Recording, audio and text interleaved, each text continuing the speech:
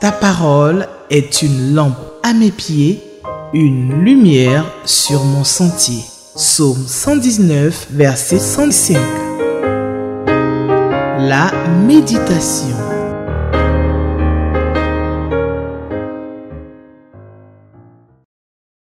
Shalom, chers frères et sœurs, nous bénissons le Seigneur qui nous donne encore l'occasion de nous retrouver à cette occasion merveilleuse d'écoute, de méditation de la parole de Dieu, cette émission qui nous est offerte par la Ligue pour la lecture de la Bible sur les ondes de Espérance TV. Bénissons le Seigneur pour ce jour, pour ce temps béni, parce que se retrouver autour de la parole du Seigneur, c'est le moment le plus précieux de la journée. Entendre ton Dieu parler, entendre, partager ce temps merveilleux avec Dieu. Et je veux donc bénir le Seigneur pour ce moment. Merci d'être avec nous sur les ondes de Espérance TV autour de cette émission. Je voudrais nous inviter donc à prier avant de lire notre texte de ce jour et changer autour de ce. Nous allons prier le Seigneur. Père Tout-Puissant, nous te rendons toute la gloire pour ce moment merveilleux que tu nous donnes ce jour encore pour méditer ta parole. Ta parole est une lampe à nos pieds et une lumière sur nos sentiers. Instruis-nous, transforme nos cœurs, façonne notre caractère pour que notre marche avec toi soit digne de ton nom. Gloire, honneur et louange à toi, Père. Nous t'avons prié au nom de Jésus. Amen. Notre méditation de ce jour porte sur le texte d'Ésaïe, Ésaïe chapitre 25, versets 1 à 12. Je fais donc la lecture dans la version Louis II. Ô Éternel, tu es mon Dieu, je t'exalterai, je célébrerai ton nom, car tu as fait des choses merveilleuses. Tes desseins conçus à l'avance se sont fidèlement accomplis, car tu as réduit la ville en un monceau de pierre, la cité forte en un tas de ruines. La forteresse des barbares est détruite, jamais elle ne sera rebâtie. C'est pourquoi les peuples puissants te glorifient, les villes des nations puissantes te craignent. Tu as été un refuge pour le faible, un refuge pour le malheureux dans la détresse, un abri contre la tempête, un ombrage contre la chaleur, car le souffle des tyrans est comme l'ouragan qui frappe une muraille. Comme tu domptes la chaleur dans une terre brûlante, tu as dompté le tumulte des barbares. Comme la chaleur est étouffée par l'ombre d'un nuage, ainsi ont été étouffés les chants de triomphe des tyrans. L'Éternel des armées prépare à tous les peuples, sur cette montagne un festin de mets succulents, un festin de vieux vin, de mets succulents, plein de moelle, de vin vieux clarifié. Et sur cette montagne, il anéantit le voile qui est sur tous les peuples, la couverture qui couvre toutes les nations. Il engloutit la mort pour toujours. Le Seigneur, l'Éternel, est sur les larmes de tous les visages. Il fait disparaître de toute la terre l'opprobre de son peuple, car l'Éternel a parlé. En ce jour, l'on dira, voici, c'est notre Dieu en qui nous avons confiance. Et c'est lui qui nous sauve. C'est l'Éternel en qui nous avons confiance. Soyons dans l'allégresse, réjouissons-nous de son salut, car la main de l'Éternel repose sur cette montagne, et Moab est foulé sur place, comme la paille est foulée dans une mare à fumier. Au milieu de cette mare, il étend ses mains, comme le nageur les étend pour nager. Mais l'Éternel abat son orgueil et déjoue l'artifice de ses mains. Il renverse, il précipite les fortifications élevées de tes murailles et les fait couler à terre jusque dans la poussière. Amen. Jusqu'ici, notre lecture. Et je nous encourage à lire, à relire ce texte qui est très riche. Alors, j'ai l'habitude de procéder donc par question pour nous permettre de réfléchir autour de ce texte, ces textes qui nous sont proposés. De quoi parle ce texte? Ou de quoi parle ces versets que nous avons ici? Il faut dire que ce chapitre annonce le salut glorieux que Dieu apporte à son peuple après de longues années de souffrance et d'oppression. Le peuple juif, le peuple d'Israël, a subi pendant de longues années des oppressions de la part de puissantes nations, de la part de l'Égypte, de la part de la Syrie, de la part de Babylone et plein d'autres qui ensuite dans l'histoire ont opprimé le peuple de Dieu, le peuple d'Israël. Donc ici, le Seigneur annonce un salut glorieux. Il annonce la délivrance à son peuple. Et donc ce cantique se présente comme une louange, un chant d'action de grâce du peuple de Dieu à son Dieu au sortir de cette grande oppression. Jérusalem va redevenir le centre de la bénédiction pour tous les peuples. Le peuple célèbre son Dieu pour l'accomplissement de ses promesses, car Dieu a détruit ou va détruire les nations puissantes qui oppriment son peuple. Il s'agit certainement de Babylone ici. Et Dieu est celui qui donc met à l'abri le faible et le pauvre. Il est celui qui le protège d'une protection puissante. C'est lui qui fait échouer l'effort de l'ennemi. Donc c'est ce Dieu-là que le peuple célèbre dans ce cantique que nous avons ici. Et nous avons même d'ailleurs dans ce texte un verset dont on trouve l'écho dans Apocalypse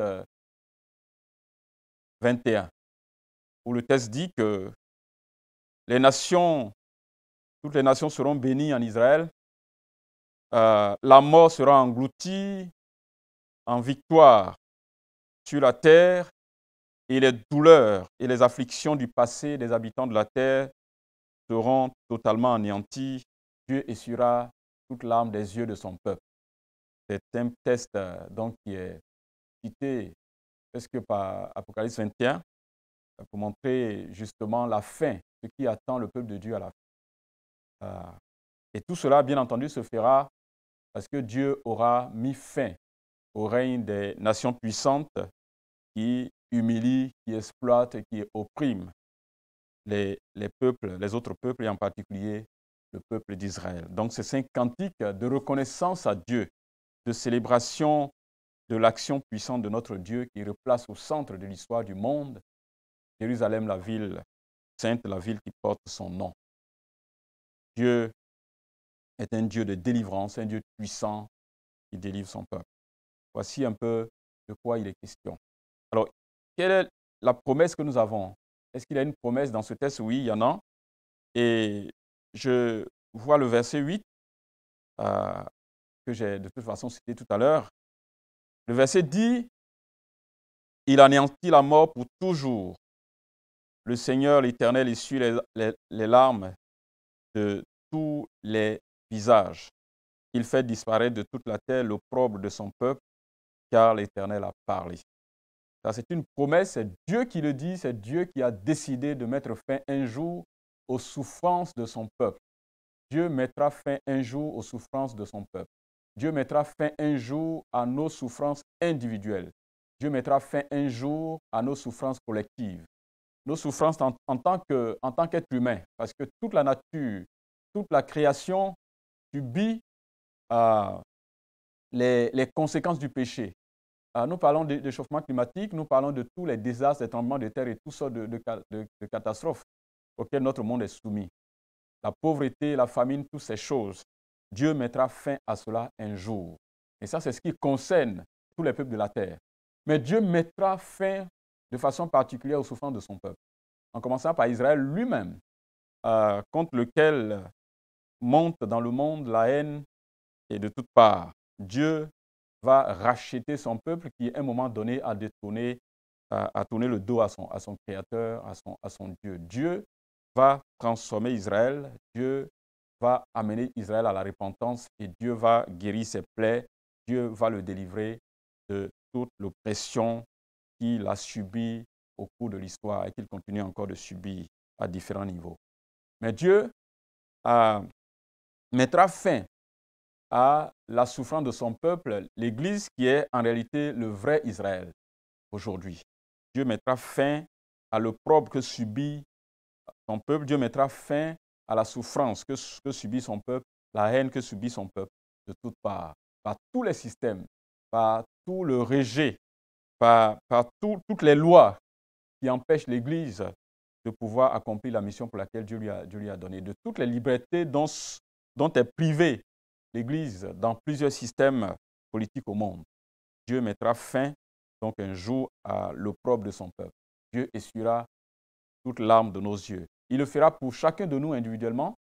Lorsqu'un jour, nous retrouverons tous nos frères et sœurs que nous avons perdus et qui nous ont dévancés auprès du Seigneur, ceux-là qui ont marché fidèlement avec le Seigneur et que nous retrouverons un jour. Dieu essuiera toutes nos larmes. Mais aussi Dieu essuiera nos larmes par rapport aux souffrances personnelles que nous aurons vécues dans notre vie. Donc, c'est une idée que tout ce que le monde est en train de subir, toutes les souffrances que nous avons n'auront pas le dernier mot. La douleur n'a pas le dernier mot de l'histoire du monde. Au contraire, c'est la joie que Dieu donne, la joie que Dieu va établir, la joie que Dieu va donner et qui sera une joie éternelle. Dieu mettra fin un jour au pouvoir de la mort, ce puissant tyran que nous craignons tous. Dieu mettra fin au pouvoir de la mort. Il essuiera toute larme de nos yeux. Ça, c'est une promesse que nous gardons dans nos cœurs et qui nous encourage dans notre marche quotidienne avec notre Seigneur dans ce monde. Quelle vérité Dieu me révèle-t-il dans ce passage? Le verset 1 dit, « Éternel, tu es mon Dieu, je t'exalterai, je célébrerai ton nom, car tu as fait des choses merveilleuses. Tes desseins conçus à l'avance sont fidèlement accomplis. » Ah, ce bout de phrase à la fin de ce verset. Tes desseins conçus à l'avance se sont fidèlement accomplis. Tout ce que Dieu dit, tout ce que Dieu promet, tout le plan de Dieu s'accomplira fidèlement. Et ça, c'est un sujet de joie pour chacun de nous. Ce que Dieu dit, ce que Dieu promet, s'accomplit toujours fidèlement. Et cela est vrai pour le monde, cela est vrai pour l'Église, cela est vrai pour chacun de nous. Toute une raison pour nous de faire confiance et entièrement confiance à notre Dieu, dont les promesses, dont les desseins s'accomplissent fidèlement dans tous les aspects de nos vies. Notre Dieu est digne de confiance. Quand il dit, il accomplit. Il n'est pas celui qui promet et qui n'a pas la force de l'accomplir. Vous savez que dans notre monde, quand nous sommes en pleine campagne électorale dans nos pays, vous imaginez toutes les promesses qui sont faites. Et malheureusement, ce sont des promesses qui ne sont pas toujours tenues et pleinement tenues. Oui, il y en a qui sont tenues, mais très souvent, beaucoup de ces promesses ne sont pas tenues. Parce que ceux qui les tiennent, ceux qui donnent ces promesses, qui font ces promesses, ils peuvent être de très bonne volonté, mais n'ont pas toujours le pouvoir de les accomplir. Parce qu'ils ne maîtrisent pas tout le contour même de ce qu'ils sont en train de promettre eux-mêmes. Mais Dieu, notre Père, a le pouvoir, la capacité, la puissance d'accomplir ce qu'il promet. Parce qu'il est fidèle, parce qu'il est tout-puissant. Et nous pouvons donc lui faire confiance. Parce que le verset est en train. Les desseins conçus à l'avance se sont fidèlement accomplis. Je dirais Alléluia. Est-ce qu'il y a un verset que nous pouvons, à la fin de notre méditation, garder, qui nous interpelle? Je sais qu'il y a plein de versets. Et je voudrais vous laisser la latitude, chacun de vous, de pouvoir en choisir un, parce que Dieu parle à chacun de nous de façon spécifique, de façon personnelle. Mais voici, si je partage le verset, l'un des versets qui m'interpelle particulièrement dans ce texte, en plus de ceux que j'ai pu souligner, mais celui-ci, le verset 9, qui dit ceci. Voici, c'est notre Dieu en qui nous avons confiance. C'est lui qui nous sauve. C'est l'Éternel en qui nous avons confiance. Soyons dans l'allégresse et réjouissons-nous de son salut. C'est lui notre Dieu. Vous savez, chers frères et sœurs, Dieu accomplit des délivrances dans nos vies. Et ces situations, ces délivrances-là, ces puissantes délivrances de Dieu dans nos vies, nous aident encore et encore à renforcer notre confiance en lui, à le replacer au centre de notre vie. Vous savez, quelquefois, les difficultés que nous vivons nous font vaciller. Quelquefois, il y a d'autres choses qui ont tendance à prendre la place et notre confiance en Dieu est bousculée quelquefois. Mais Dieu nous délivre, il intervient puissamment et nous donne de comprendre que c'est lui qui doit être replacé au centre de notre vie. C'est en lui que nous devons mettre notre confiance. Et le prophète le dit avec insistance, c'est lui notre Dieu en qui nous avons confiance. En fait, il est en train de dire que nous n'avons pas à mettre notre confiance en quelque chose.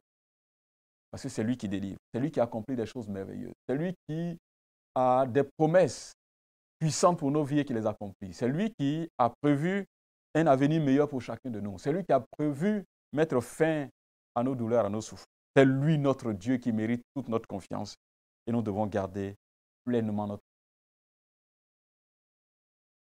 À la fin de cette méditation, chers frères et sœurs, je nous invite à la prière. La prière pour rendre grâce au Seigneur pour ce qu'il a promis dans notre vie et que nous sommes sûrs qu'il a. Et il en a déjà accompli.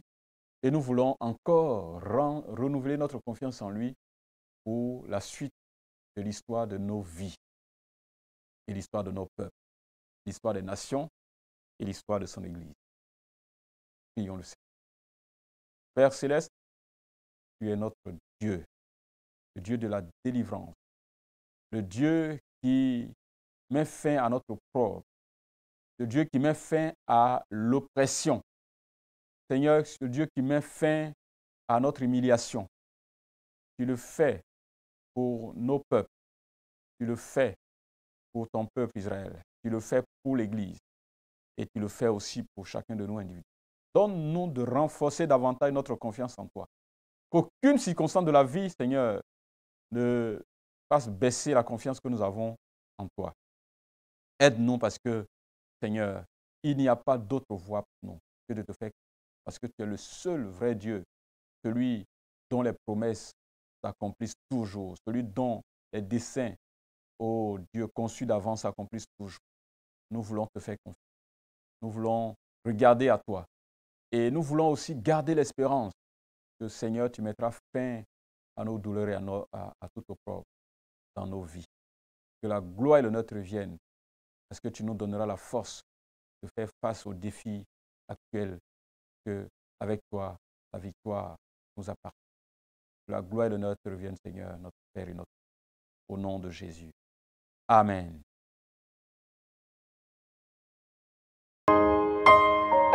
Ta parole est une lampe à mes pieds, une lumière sur mon sentier. Psaume 119, verset 105. La méditation.